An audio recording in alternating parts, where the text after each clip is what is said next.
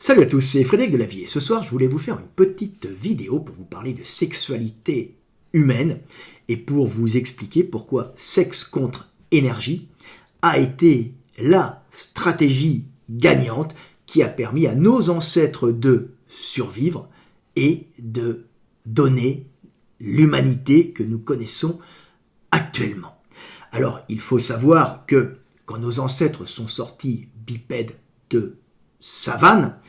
ils n'avaient pas encore adopté cette stratégie de survie qui a permis à nos femelles d'être moins vulnérables et que pendant un certain temps, ils ont continué à adopter une sexualité classique de chimpanzé, puisque nos ancêtres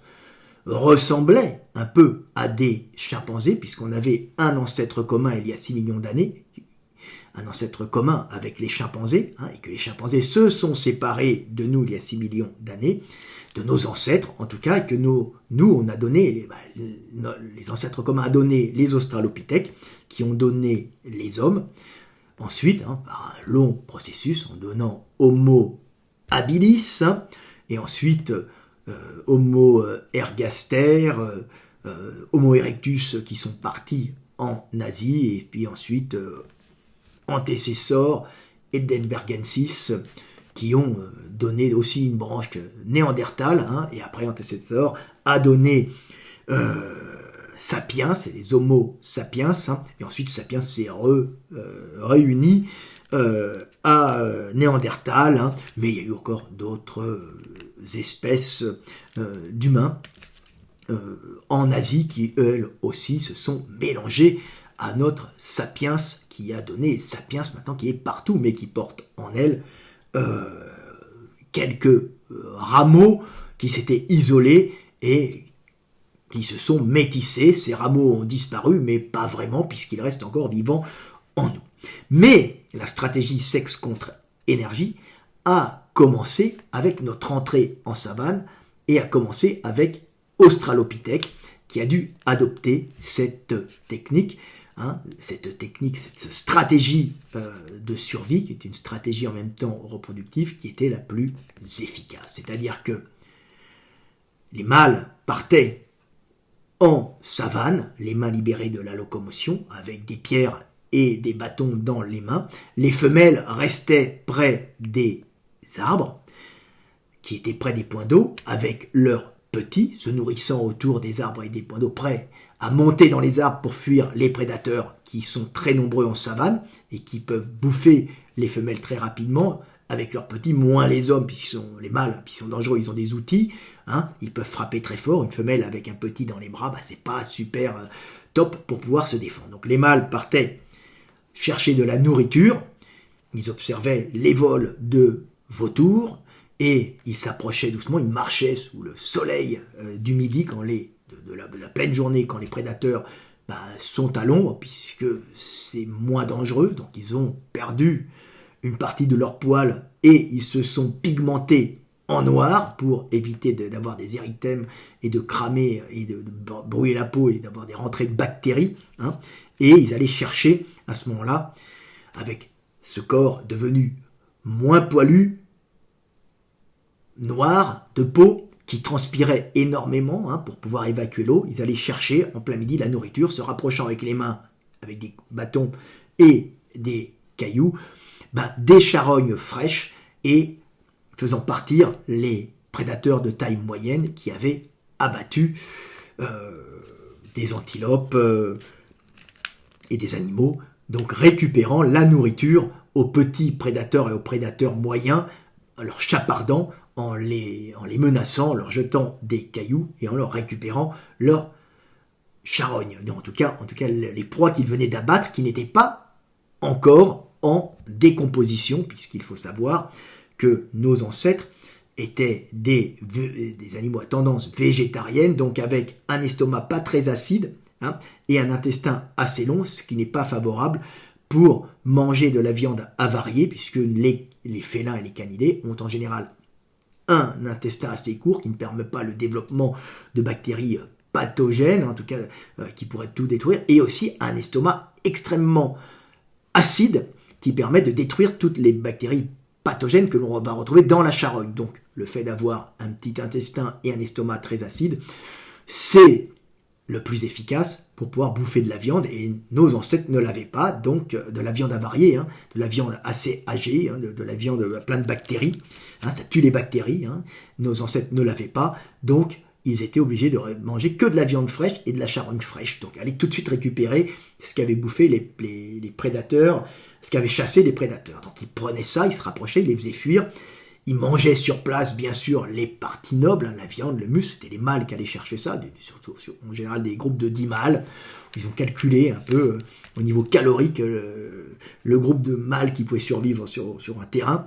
C'était à peu près un groupe de 10 mâles qui pouvaient aller chercher cette nourriture et la rapporter aux femelles. Donc 10 singes de 30 à 40 kilos armés de bâtons, comme des chimpanzés bipèdes, c'est assez dangereux, et ça fait fuir les prédateurs à taille moyenne. Donc ils rapportaient leur nourriture aux femelles qui, elles, restaient à l'abri près des arbres, près des points d'eau, optimisant les chances de survie des femelles et des petits qu'elles avaient avec. Mais cette stratégie reproduction, et cette stratégie sexuelle, sexe contre énergie, puisqu'ils échangeaient pas, ils donnaient pas la nourriture comme ça, ils l'échangeaient contre de l'attention aux femelles, de l'épouillage et du sexe. Cette stratégie est allée encore plus loin, puisque ce sont les femelles qui se faisaient nourrir en permanence qui avaient le plus de chances de survivre et de pouvoir nourrir leurs petites et de transmettre à ce moment-là leurs gènes. Et c'était en réaction les mâles qui s'attachaient aux femelles et qui leur rapportaient le plus souvent de la nourriture contre de l'attention et du sexe, qui avaient le plus de chances de transmettre leurs gènes. Donc il est né une sexualité permanente chez nos ancêtres qui a favorisé la survie de nos femelles et de leurs petits, et qui a favorisé la transmission des gènes des mâles qui rapportaient le plus de nourriture aux femelles en échange de sexe et d'attention. Mais ça va encore plus loin, puisque la stratégie gagnante, c'était sexe contre énergie, qui permettait de préserver les femelles et leurs petits pour pas qu'elles se fassent bouffer par des prédateurs. Mais ça a entraîné aussi la perte des périodes d'oestrus, qui sont chez les autres primates qui ne s'accouplent, à part les bonobos pour d'autres raisons, qui ne s'accouplent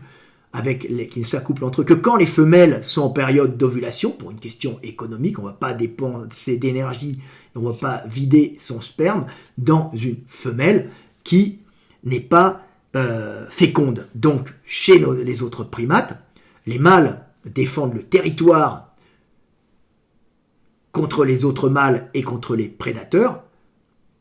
mais ne s'accouplent aux femelles que quand celles-ci sont en période d'oestrus, c'est-à-dire ont des attitudes particulières, elles cambrent les fesses, elles sont plus attentives, plus réceptives, et chez beaucoup de primates, elles ont par exemple chez les chimpanzés, il y a des callosités fessières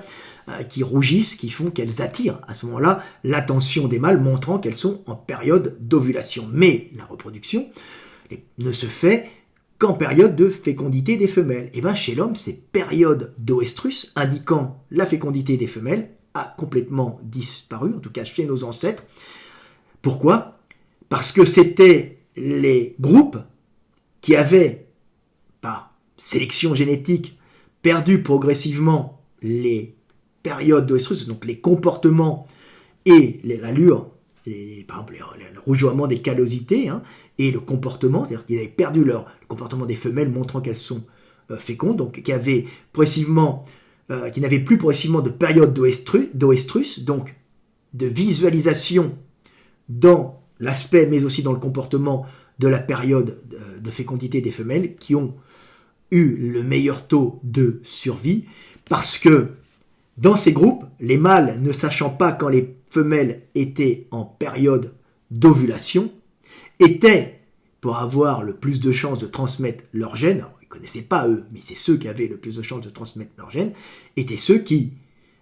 sans savoir quand la femelle était féconde,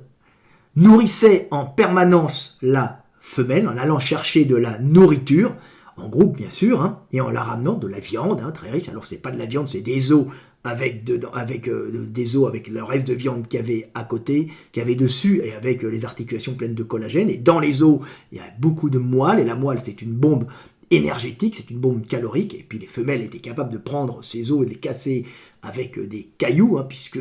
ils utilisaient des outils déjà pour casser des noix, et ensuite pour pouvoir casser les os, en tirer la moelle. Donc ce sont les mâles qui nourrissaient les femelles en permanence, femelles qui n'avaient plus de période d'oestrus, donc on ne savait pas quand est-ce qu'elles se reproduisaient, qui avaient le plus de chances de transmettre leur gène. Donc ne sachant pas quand étaient les périodes d'oestrus, c'était les mâles qui nourrissaient en permanence les femelles, qui avaient le plus de chances de se reproduire avec, dans cet échange sexe contre énergie, c'est le règne de la pute si vous voulez, mais la pute pour le bien de l'humanité, hein, qui a permis à l'humanité de survivre. Sexualité constante, perte des périodes d'oestrus, hein, en même temps, c'est quelque chose de fabuleux, hein, mais ça a été un avantage énorme, puisqu'ils ont dû avoir une sexualité constante, non pas pour se reproduire, mais pour nourrir les femelles, et optimiser les chances de survie des femelles et de leurs petits, par cet apport de nourriture qui permettait aux femelles de ne pas se faire bouffer par les prédateurs en allant chercher elles-mêmes la bouffe. Il faut savoir que chez la plupart des primates, hein, ce sont les femelles qui nourrissent leurs petits, hein, comme les femelles chimpanzés nourrissent leurs petits, les femelles gorilles nourrissent leurs petits, et chez les chimpanzés, qui ont un ancêtre commun avec nous, les mâles sont attirés principalement par les vieilles guenons, c'est-à-dire les guenons qui connaissent déjà les stratégies de recherche alimentaire et d'éducation des petits, donc ont le plus haut taux de survie des petits. Et c'est pour ça que les mâles chimpanzés sont plutôt attirés par les MILF et même les holders, catégorie internet pour ceux qui vont des fois sur les sites X. Voilà. Donc ça, c'est les chimpanzés. Mais les femelles chimpanzés, elles, n'ont pas de ménopause. Alors, il y en a, maintenant ça commence à arriver, on en voit arriver quelquefois, alors que les femelles humaines ont généré ensuite de la ménopause. C'est une ménopause, c'est une autre histoire, c'est une stratégie aussi qui a permis, en commençant une sexualité assez jeune, les mâles étant attirés par les jeunes femelles, hein, puisqu'ils n'avaient plus à les nourrir, elles n'avaient plus à se nourrir, donc c'était les mâles qui apportaient la nourriture, donc le changement d'attirance s'est fait sur les jeunes femelles, donc celles qui sont les plus fertiles, hein, celles qui ont encore le maximum d'ovules, hein, donc on est passé d'une espèce attirée par les femelles d'un certain âge, connaissant les stratégies de nourriture et connaissant la vie, par des mâles attirés par des jeunes femelles, des femelles pleines fertilité, hein, et non les vieilles, puisque ce n'étaient plus les femelles qui cherchaient la nourriture, mais les mâles qui leur échangeaient de la nourriture, permettant aux femelles de vivre en toute sécurité, en tout cas dans une certaine sécurité près des arbres, pas en toute sécurité parce qu'il y en avait encore pas mal d'australopithèques qui passaient dans l'estomac des prédateurs. Alors malheureusement, leurs cousins paranthropes que nous représentons ici, hein, qui a été représenté ici par un très bon dessinateur avec un type que j'adore, qui est mort il y a quelques années à l'âge de 95 ans, mais qui est pour moi un des meilleurs dessinateurs en paléontologie humaine. Hein. Il représente un paranthrope, hein, paranthrope robuste, un gros paranthrope, hein, en train de se défendre, en train d'attaquer un habilis, mais en général, ils n'attaquaient pas les habilis, ils ont vécu avec les habilis,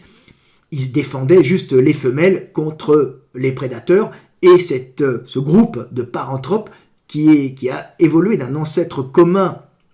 avec les australopithèques, on a cru hein, que c'était juste une variété d'australopithèques. Non, ça a donné les paranthropes, et ces paranthropes se sont éteints progressivement parce que leur stratégie reproductive n'était pas la même que celle des australopithèques qui ont donné les hommes, puisque paranthropes, c'était une espèce plus robuste que les australopithèques qui ont donné les hommes, plus massives, avec des mâles plus costauds, capables de défendre des groupes de femelles en savane contre des prédateurs, hein, mais qui se nourrissaient essentiellement de végétaux, de tubercules fibreux, d'où une très grosse mâchoire pour pouvoir bouffer tout ça, bien qu'ils continuaient à sûrement aller chercher un peu de charogne, à bouffer un peu de viande. Ils étaient majoritairement végétariens, alors que les australopithèques, c'était un mixte de végétaux et de viande chapardée à des petits prédateurs, ce qui a optimisé la survie de leurs femelles. Alors que les autres ne pouvaient pas ramener, ils ne pouvaient pas aller chercher de la nourriture végétale, ça prend trop de place, hein. Donc les femelles étaient obligées d'aller elles-mêmes chercher leur nourriture, et elles allaient un peu comme un groupe de vaches avec des taureaux, paître tranquillement, aller chercher leur tubercule et manger pendant assez longtemps sur des zones dangereuses où il y avait des prédateurs, hein, de leur nourriture. Donc les femelles cherchaient la nourriture, ça prenait pas mal de temps de bouffer des végétaux pour ces femelles. Les mâles protégeaient les femelles, en étant costauds avec des bâtons bipèdes, hein, c'était pas facile à attaquer, mais c'était pas le top pour la survie des femelles, puisqu'elles ne pouvaient pas, pendant ces périodes où elles mangeaient, où elles allaient chercher la nourriture, elles devenaient plus vulnérables aux prédateurs par un temps plus long, passé loin des arbres, puisqu'ils continuaient à grimper aux arbres pour les autres australopithèques, hein, mais elles étaient plus vulnérables. Donc sur 1 million d'années, bien sûr, ça n'est pas fait du jour au lendemain, ils ont progressivement décliné en nombre pour disparaître et laisser place aux australopithèques qui ont donné habilis, et ensuite Erectus parti à l'est, et ensuite toutes les lignées qui ont donné antécessor, et ensuite Sapiens et Néandertal, Sapiens et Néandertal s'étant de nouveau mélangés. Voilà, mais il y a aussi eu Denisova, et il y a encore d'autres espèces qu'on va trouver, hein,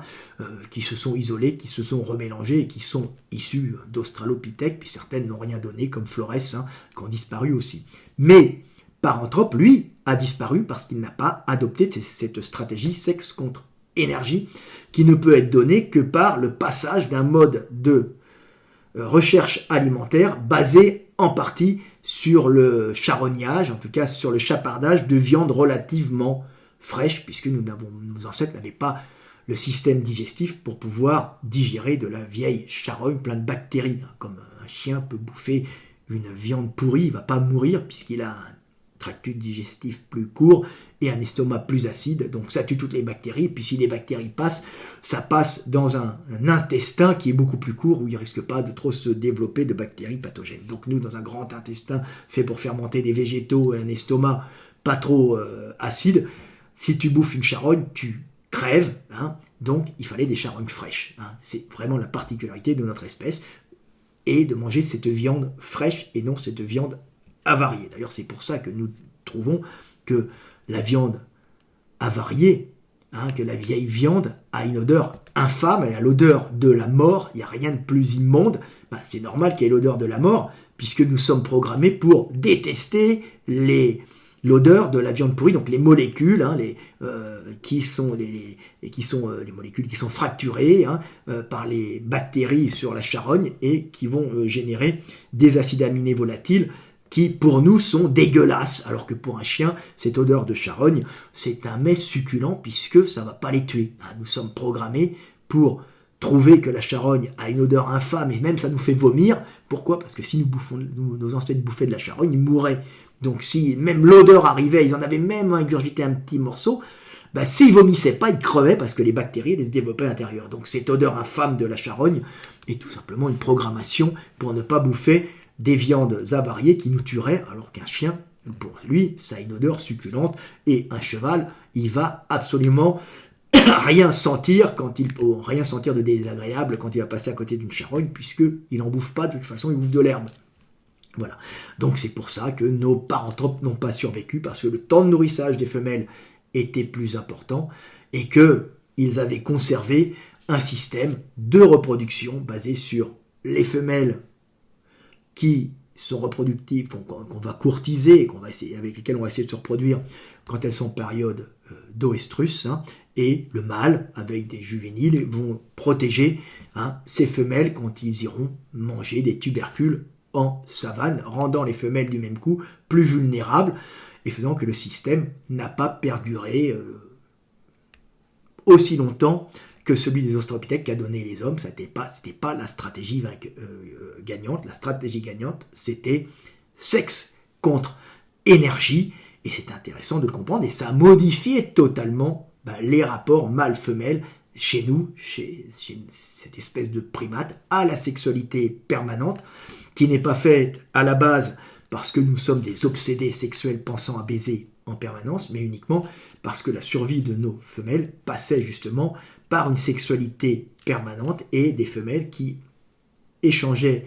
leur charme et l'accès à leur matrice magique contre de la nourriture, optimisant les chances de survie de leurs petits et d'elles-mêmes et permettant aux hommes les plus attentionnés, aux mâles les plus attentionnés, de mieux transmettre leurs gènes à ce moment-là. Et alors, c'est comme ça qu'il y a eu cet attachement des mâles aux femelles. Le mâle de nos ancêtres, une espèce de monogamie est apparue avec un attachement affectif du mâle ou de l'homme, on l'appelle comme on veut, à la femelle, qui n'avait pas pour but de faire une espèce humaine romantique et attachée affectivement pour les beaux yeux de sa dulcinée, mais tout simplement cet attachement affectif du mâle à la femelle obligeait le mâle, par l'absence de la femelle et le besoin de sexualité et d'affection de la femelle, de revenir à chaque fois vers elle avec des présents caloriques, que sont les os de la bouffe à côté, pour pouvoir justement avoir cette tendresse et cette sexualité qui lui manquait tant, et cet attachement affectif du mâle à la femelle est né justement avec ce passage à sexe contre énergie et ce passage aussi à une alimentation plus carnée. Parce que la viande, c'est facile, un bout de charogne, c'est facile, fraîche, c'est facile à transporter, et à l'intérieur des os, c'est très riche au niveau calorique, alors que transporter des paquets de tubercules ou des feuilles, c'est quasiment impossible. Donc c'est vraiment la nourriture que nous avons choisie en savane et notre bipédie qui a fait changer notre sexualité. Et c'est cette nourriture carnée qu'on rapportait aux femelles qui a permis aux femelles de survivre et à l'humanité de perdurer. Voilà. Alors c'est marrant de voir ça. J'ai quelques petites images pour vous montrer ce qu'était un paranthrope, et que les paranthropes, eux, n'ayant pas adopté sexe contre énergie, ils se sont plantés au niveau évolutif. C'est pas grave, ils se sont maintenus plus d'1 million d'années, je crois, mais Australopithèque, lui, il a changé progressivement et s'aligner et perdurer. Alors voilà ce que c'est qu'un crâne de paranthrope. Vous voyez qu'il a un gros crâne et une grosse crête sagittale pour y mettre de gros muscles masséters, ici. Et c'était pour mastiquer des tubercules. Voilà, nous avons un paranthrope qui est bien représenté, c'est marrant, voilà, un paranthrope en savane, une jolie image de B. Petri, c'est pas mal. Voilà une autre représentation de paranthrope, avec sa grosse mâchoire, avec des énormes muscles. C'était donc des masséters, des temporaux, et derrière des ptérygoïdiens. Ils avaient des énormes muscles masticateurs que nos australopithèques n'avaient pas forcément. Voilà, un gros crâne, très massif, avec l'emplacement pour les muscles à cet endroit-là. C'est pour broyer des végétaux. C'était des gros individus, bien costauds, fait pour défendre les femelles des prédateurs, mais en aucun cas fait pour les nourrir. Et c'est parce qu'ils ne nourrissaient pas les femelles que les femelles, progressivement, ont été moins fertiles, pas moins fertiles, mais avaient une probabilité de survie, en tout cas de survie de leurs petits, moins importante que dans l'échange sexe contre énergie des australopithèques, qui optimisaient la survie des femelles. Donc, le règne, comme on dit, de la pute, mais de la pute pour le bien de l'humanité, et c'est pour ça que nos femelles ont survécu et ont continué à adopter cette stratégie qui est la stratégie gagnante, les mâles allant chercher l'énergie à l'extérieur dans un monde rude et hostile, les femelles restant entre elles, près des arbres dans un premier temps, près des villages, près des foyers, près des maisons, quand il y avait encore des prédateurs, pour pouvoir s'occuper des petits à croissance lente, petit à croissance lente avec un gros cerveau, puisque nous nous sommes ensuite structurés pour aller organiser à plusieurs de la prédation sur un vaste territoire calorique avec l'apparition d'un langage, avec des notions de temps qui a permis à nos ancêtres de survivre et qui a permis à l'humanité de se développer, puisque c'est les notions de temps qui sont nées avec la bipédie, avec la possibilité dans un espace découvert d'indiquer où l'on va et où l'on vient, donc de mettre un geste je vais, je viens par le pointage, de mettre un mot sur un geste ou un son, haha, ouhou, je vais, je viens, le futur, le passé, d'enlever le geste, et il est resté dans notre langage des notions de temps qui ont radicalement changé la possibilité de prédation calorique de nos ancêtres sur le monde par la possibilité d'organiser à plusieurs des actions futures par le maniement de ces notions de temps données par la gestuelle spatiale, je vais, je viens, indiquant aussi le temps, je vais, le futur, je viens, le passé, on met un son sur un geste, on se retrouve avec des notions de temps. Nous sommes les seuls, avec les éléphants, à avoir cette capacité à parler du futur et du passé, et donc à pouvoir enseigner par le verbe, au lieu de l'enseigner uniquement par l'exemple, comme le font les singes. On pouvait enseigner par le verbe, c'est un gain économique énorme, énergétique énorme, puisqu'il n'y a plus besoin de montrer, et on peut enseigner à tous ceux qui écoutent autour de soi, et on peut transmettre une information utile à la survie du groupe, en disant hier il y a eu ça, hier il y a ci, donc on peut parler du passé, on est né l'homme historique, et on peut organiser des actions futures, ce qui permet de préméditer des actions à plusieurs, donc d'organiser des chasses et des prédations caloriques avec une extrême précision temporelle dans les mouvements des individus, permettant la survie de l'humanité. Les autres animaux ne peuvent pas préméditer des actions en groupe, ils préméditent ce qu'ils vont faire, puisqu'un lion, par exemple, qui chasse est capable de préméditer sa façon d'arriver sur une proie et sa façon de rentrer en contact avec la proie dans les déplacements spatiaux. Donc il y a toujours préméditation, mais il y a incapacité de l'exprimer. Donc la seconde étape, ça a été aussi, dans ces espaces libérés, dans ces espaces qui ne sont plus la forêt, de parler du futur et du passé, et ainsi de devenir des prédateurs extrêmement efficace par cette capacité de préméditation donnée par la gestuelle, l'indication spatiale et ensuite temporelle. D'ailleurs, c'est pour ça que le langage, c'est l'air de Broca à gauche, puisque nous indiquons où l'on vient, où l'on va et d'où l'on vient, on met un son sur un geste, et c'est le cerveau gauche qui monopolise les mouvements du bras droit. Et comme le bras droit, c'est lui qui fait l'indication spatiale, puisque nous sommes une espèce droitière, c'est donc lui qui commence à faire l'indication temporelle, donc qui nous permet de préméditer des actions et de penser en même temps au passé. Tout ça est lié, tout ce qui est notion de temps et cognition est lié à la gestuelle,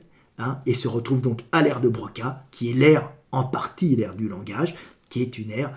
qui vient de notre gestualité et de nos notions de temps que nos ancêtres australopithèques avaient. Au commencement était le verbe, et au commencement était sexe contre énergie. Voilà, si vous voulez en savoir plus, il y a tout ça dans l'éveil des consciences, avec de jolis petits dessins. Tiens, je vous en montre un où on représente justement une chimpanzette portant un petit sur le dos, et on voit une australopithèque avec son petit dans les bras, montrant que ils étaient extrêmement vulnérables, puisque le fait d'avoir un petit dans les bras empêche les femelles de pouvoir se défendre. Elles passaient dans l'estomac des prédateurs, un peu comme les paranthropes les femelles paranthropes qui étaient obligées de se déplacer avec leur petit dans les bras. C'est un problème. Et elles étaient beaucoup moins efficaces, elles ne savaient pas encore très bien courir. Donc c'est pour ça qu'elles restaient près des arbres. Par contre, les mâles, même s'ils ne savaient pas bien courir, continuaient à grimper aux arbres et pouvaient taper très fort. Donc, stratégie gagnante. Donc vous avez tout ça qui est expliqué dans l'éveil des consciences, le 1, le 2. Et quand on parle purement de relations humaines, de relations humaines affectives et sexuelles, hein, des relations homme-femme, ben vous avez sexe contre énergie qui vous permettent de comprendre pourquoi nous sommes ainsi et pourquoi l'homme est une espèce si particulière avec une sexualité constante et pourquoi nos femelles, nos femmes, sont si attachées à l'énergie et la sécurité énergétique et à ce que peuvent leur rapporter les hommes. Hein.